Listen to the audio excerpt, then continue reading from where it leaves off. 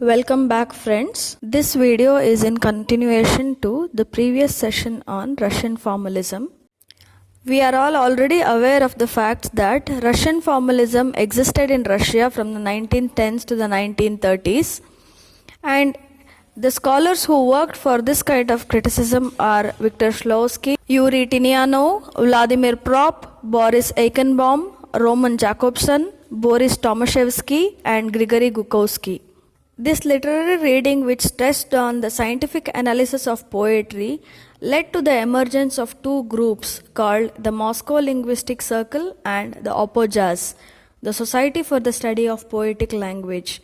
And later on, it had influence on thinkers like Michael Bakhtin and Yuri Lotman, and further on structuralism as a whole. In this session, let us grasp a few facts about the critics who worked for Russian formalism.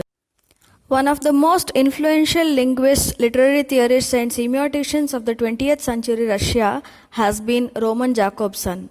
He studied in the Moscow University in 1914 and further in the University of Prague. He pursued his career as a teacher at Masaryk University from 1935 to 1939 until the Nazi occupation, when he had to leave Russia because he was a Jew. Before his flight to Scandinavia in 1939, Roman Jakobson founded the Moscow Linguistic Circle in 1915 and further the Prague Linguistic Circle, which also contributed much to the Russian formalism.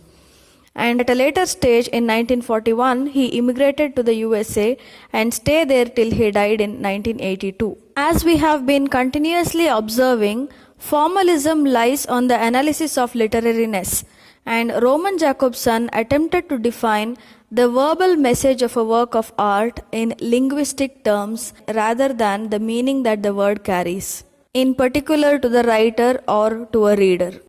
Another important contributor to Russian formalism is Viktor Shklovsky, who was a writer of experimental prose. His most important contributions include the term ostranenie, which in Russian stands for estrangement. So this has been an important concept in the Russian formalism. And then the concept of defamiliarization, which he expounded in the essay Art as Technique. And that essay actually gave the popularity to the formalist school, which later developed into a movement. This essay, Art as Technique, was first published in an Opojaz anthology in 1917 and is thus regarded as the manifesto of formalism. One more Russian graduate from the Petrograd University, Yuri Tinianov, is also considered to be one of the important Russian formalists because he held a view that for a text being literary depended on its relationship with both literary and extra-literary orders. Added to this list is another Russian, Vladimir Prop, who analyzed the basic plot components of Russian folk tales in order to identify their simplest irreducible narrative elements. His book Morphology of the Folktale, which was published in 1928, is an important step towards the poetics of fictional narrative. Mikhail Mikhailovich Bakhtin is another Russian theorist who in the 20th century is identified as one of the major contributors of Russian formalism. He is famous for his influence on what is known as discourse analysis. Discourse analysis is a research method for studying written or spoken language in relation to its social context.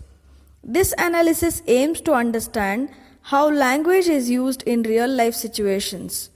So here, in this kind of reading, a critic tries to analyze as to how the purposes and effects of different types of language vary in a given text. Mikhail Bakhtin is also known for the radical philosophy of language.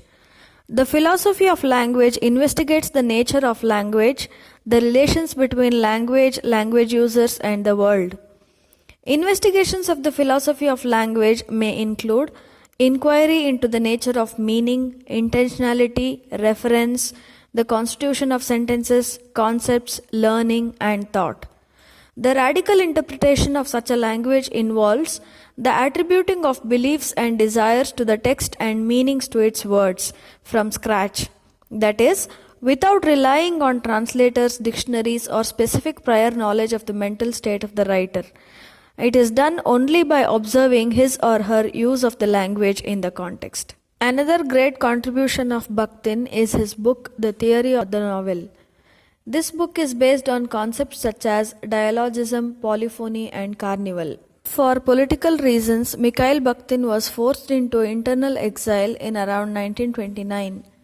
That is how Bakhtin became an obscure figure in native Russia, and in the West he was later discovered only in the 1960s. The major works of Mikhail Bakhtin include Art and Answerability, Early Philosophical Essays, which was published in 1990, Rabelais and His World, published in 1965 and later translated in 1968, Problems of Dostoevsky's Poetics, 1929, which was later translated in 1973, The Dialogic Imagination, it includes 4 essays, it was published in 1930s and then translated in 1981, Speech Genres and Other Late Essays, which was published in 1986.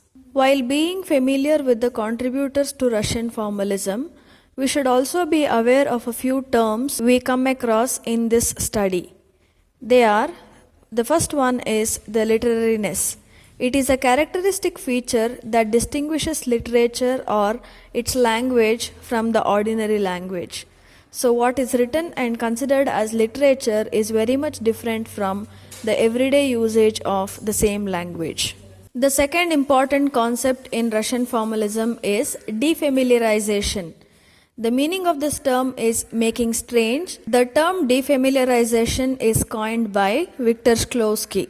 Another formalistic way of reading a text is foregrounding, that is, giving unusual prominence to one element or property of a text in relation to other less noticeable aspects. This is in exact opposition to providing the background.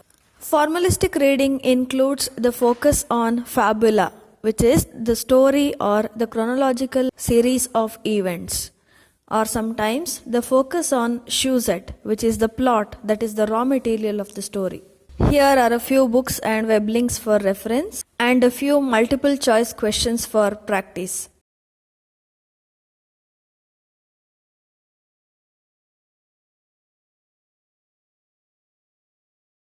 Thank you.